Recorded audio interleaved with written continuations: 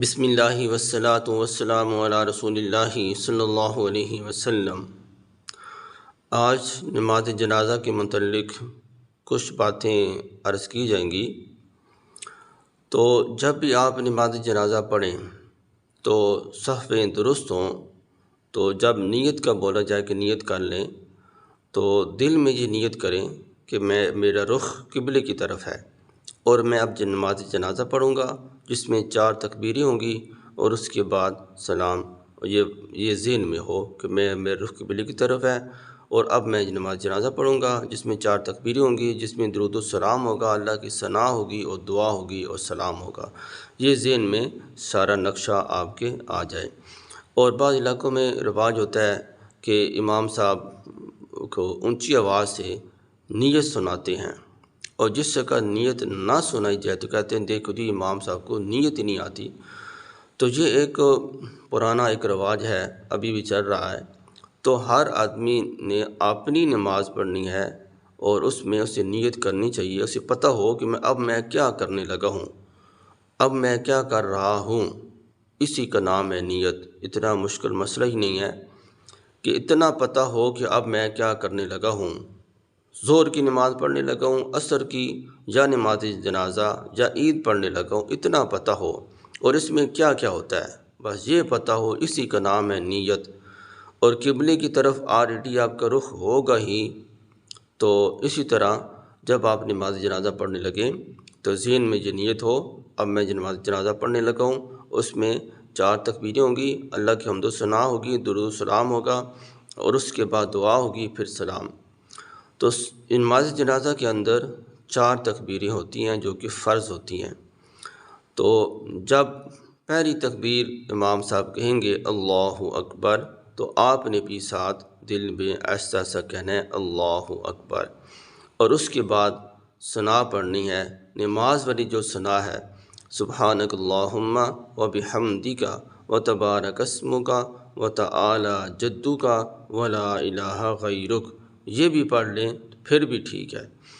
اور اس کے علاوہ جو دوسری ثنا نماز جنازہ میں پڑھی جاتی ہے وہ بھی ٹھیک ہے، سبحانک اللہم و بحمدک و تبارک اسمک و جل ثناؤک و لا الہ غیرک، یہ بھی ٹھیک ہے۔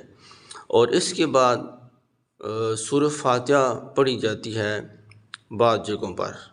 عام یہ ہے کہ ثنا پہلی تکبیر میں صرف ثنا پڑھی جاتی ہے۔ اگر کسی نے سورہ فاتحہ پڑھ لی نماز ثنا کے بعد تو پھر بھی ٹھیک ہے، اس میں کوئی حرج نہیں ہے۔ سورہ فاتحہ احناف کے نزدیک دعا کی نیت سے نماز جنازہ کے اندر پڑھنا یہ جائز ہے، آپ پڑھ سکتے ہیں۔ اور اس کے بعد دوسری تکبیر اللہ اکبر جب امام صاحب کہیں گے تو آپ نے بھی ساتھ اللہ اکبر کہنا ہے، اور اس کے بعد درود شریف پڑھ لیں۔ درود ابراہیمی سب سے بہترین درود ہے، نماز والا درود، وہ درود شریف آپ پڑھ لیں۔ اللہم صلی علی محمد وعلی آل محمد کما صلیت علی ابراہیم وعلی آل ابراہیم انک حمید مجید۔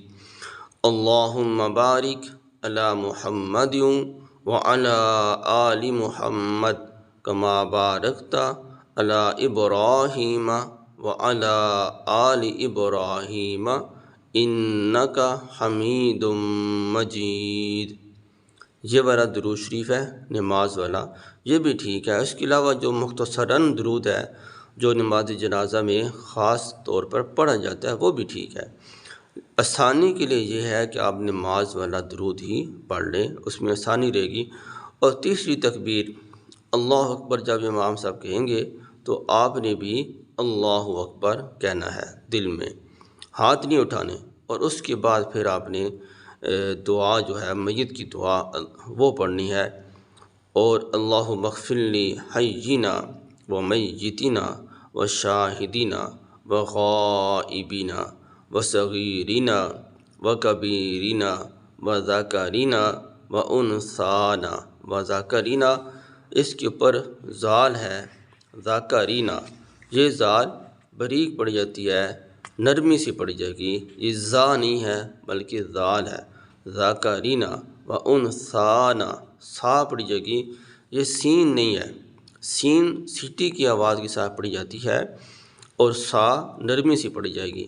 و ذاکرینا و انثانا و انثانا، نا کو تھوڑا سا لمبا کرنا ہے کہ نا کے ساتھ الف ہے، نون کے ساتھ الف ہے، و انثانا، اور اس کے بعد اللہم من احییتہ، خا بریک پڑھی جائے گی، یہ اس کے اوپر نقطہ نہیں ہے، یہ خا بریک پڑھی جاتی ہے۔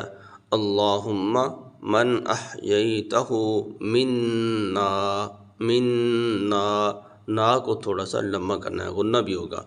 اللہم من احییتہ منا فاحیہ علی الاسلام ومن توفیتہ منا فتوفہ علی الایمان۔